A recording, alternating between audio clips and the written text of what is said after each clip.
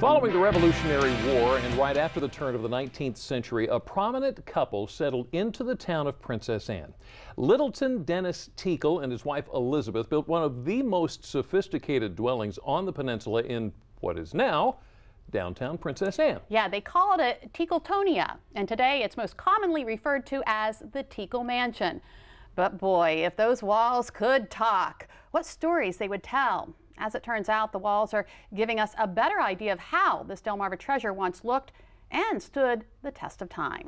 The dining room was probably in here. Okay. And this color is just so unusual. Walking the halls of the Teackle Mansion in Princess Anne is like taking a walk back into the 19th century.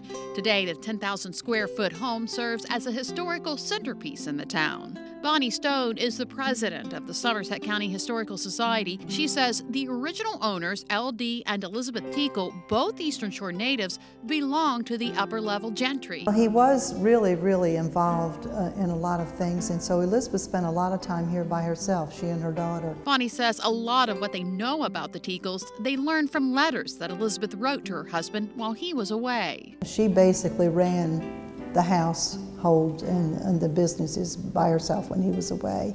Bonnie says Mr. Teackle's wealth came from merchant enterprises and a range of investments. But Mrs. Teackle was not alone. It's believed that as many as 22 slaves served the property. Well, it was just recently that we discovered there is what we call a lost staircase. Clues to where servant quarters were located in the house were recently found through a restoration project by the Friends of the Teackle Mansion. Gail Yergis is the president. Well, these kinds of things usually do tell us all sorts of things because there have been walls put in or covered up or changed. In the years following the time the Teackles lived here, the mansion served many purposes, including an academy for the education of African American youth, later renamed the University of Maryland Eastern Shore. Somewhere, I would say around the 40s, the house was made into apartments, and the 40s through the 60s, people lived here in apartments.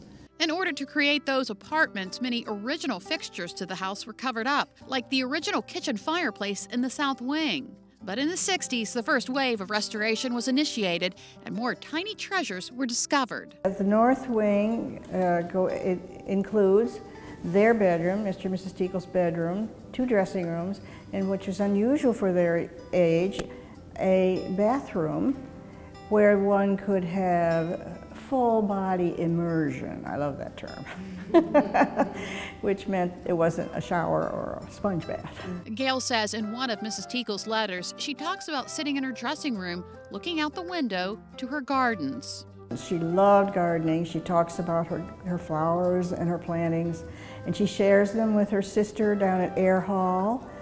Her sister Anne married Mr. Eyre, and they corresponded a great deal and shared plantings. Today, thanks to the creation of the Friends of Teackle Mansion in 1996, work to return the mansion to its early 19th century grandeur went into overdrive. Between 2002 and 2008, brickwork repair, repainting, and mechanical upgrades were done. Technical investigations into the interior paint history of the mansion's rooms is uncovering color schemes from the Teackles' occupancy.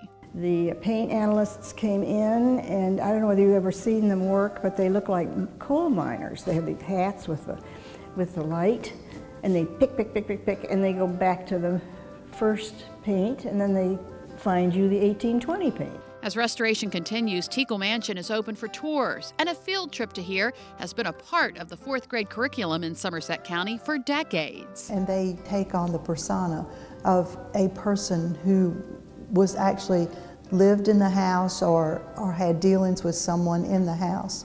And it's quite an education to them. And as far as we know, we're the only county in the state that has such an educational program. I want this to be a house for everybody. I want everyone to feel that this is their heritage.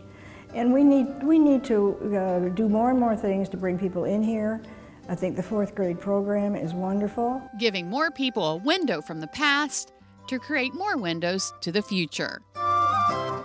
And although the Friends of Teackle Mansion have received grants to help pay for its restoration, they still need to fundraise to finish the project. In fact, There's a fun event coming up. Halloween Murder and Mystery is a fun whodunit party taking place at the mansion. It's Saturday, October 31st. Hearty hors d'oeuvres and a cash bar start at 6. The cost is $35 per person with a prize for the person who solves the mystery. And if you want some more information, you can contact the Somerset County Historical Society, 410-651-2238. That had to have been a fun. It was. I'd never really been in it before. Yeah? Wow. Yeah. Okay, so hearty hors d'oeuvres. We're about to enjoy some hearty food ourselves. Coming up next, we're throwing together a comfort food favorite with a Delmarva twist. Crab mac and cheese. Delmarva Life. We'll be back in just a moment.